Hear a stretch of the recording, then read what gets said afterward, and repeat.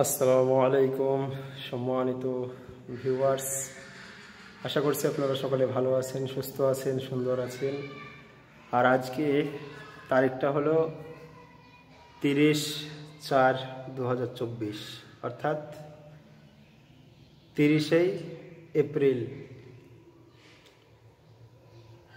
আজকে সংবাদ মাধ্যমের যে খবর, সবচাইতে বেশি তাপমাত্রা আজকে হতে পারে, এটাই হচ্ছে সংবাদ সূত্রের খবর। দিনটি হচ্ছে 30 এপ্রিল 2024, অর্থাৎ আজকে মঙ্গলবার। প্রচণ্ড পরিমাণে তাপ, প্রচণ্ড পরিমাণে আপনার উত্তাপ, রৌদ্র। সেই কারণে চেহারাটা দেখতে পাচ্ছেন আপনারা। তাও তো ঢেকে নিয়ে আসলাম, তাও দেখতে পাচ্ছেন একদম কালো হয়ে গেছে, অনেক মলিন হয়ে গেছে চেহারাটা। আর সমস্ত শরীরে তাপ লেগেছে, শুধু মুখটাতেই তাপ লাগেনি, আপনার পেট, শরীর, হাত পা, মানে সমস্ত শরীরে, অর্থাৎ হোল বডিতেই আপনার তাপ লেগেছে। এখন যদি আমি পানি পান করি, তো পানি পান করলে সাথে সাথে লেগে যাবে, সাথে সাথে আপনার ওইটা পানিটা লেগে গিয়ে সর্দি অনুভূত হবে, সর্দি লেগে যাবে, গলা বসে যাবে এবং কাশি সর্দিতে রূপান্তরিত হয়ে যাবে। তো অবশ্যই আপনারা রৌদ্র থেকে এসে কেউ পানি পান করবেন না। রৌদ্র থেকে এসে পানি পান করে আমি 2-3 দিন কষ্ট পেলাম।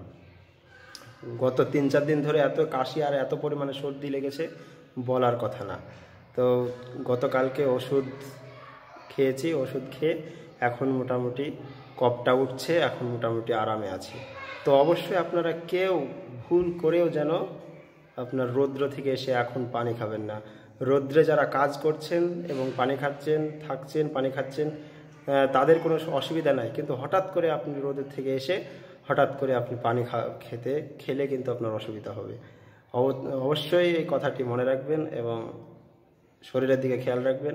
আর এই রৌদ্রেতে মাথায় অগত্যা এখন না হলেও গামছা, টুপি বা এ ধরনের কোনো কিছু আপনারা দিয়ে প্রোটেক্ট করবেন মাথাটিকে, কারণ মাথার চাঁদি তেতে যাচ্ছে। এই যে রৌদ্র, যে পরিমাণে আপনার 44 ডিগ্রির উপরে তাপমাত্রা। কিছুদিন আগে, অর্থাৎ গতকালকে 29 এপ্রিল একটা ভিডিওটা দেখছিলাম যে মালদার একটা ভাই এই রৌদ্রতে ডিম ভাজছে। 1 ঘন্টা তেলে দিয়েছে, 1 ঘন্টা তেলটা তেতেছে রৌদ্রে, তারপরে আবার ডিমটা সেই তেলে ছেড়ে দিয়েছে এবং সে ডিম ভেজে খাচ্ছে এই রৌদ্রে, এই তাপে। তাহলে আপনারা মনে করতে পারেন যে তেল গরম করে ডিম ভাজা হচ্ছে এই তাপে, তাহলে কতই এই তাপমাত্রা, এর ভয়াবহতা। অবশ্যই আপনারা এই তাপমাত্রাকে মেনটেন করে চলবেন। আর বেশি পরিমাণে জল খাবেন, যারা আছেন বাড়ির ভিতরে থাকবেন এবং জল খাবেন। আর ভুল করেও যেন বাইরে থেকে এসে জল খাবেন না। আসসালামু আলাইকুম ওয়া রাহমাতুল্লাহি ওয়া বারাকাতুহু।